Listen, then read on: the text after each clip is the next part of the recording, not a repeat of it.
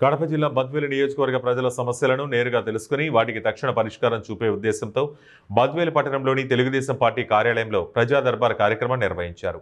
బద్వేలు నియోజకవర్గ ఇన్ఛార్జ్ రతీష్ రెడ్డి, మాజీ ఎమ్మెల్యే విజయం ఆధ్వర్యంలో జరిగిన ఈ కార్యక్రమానికి నియోజకవర్గంలోని వివిధ మండలాల నుండి అర్జీదారులు భారీ సంఖ్యలో తరలివచ్చారు.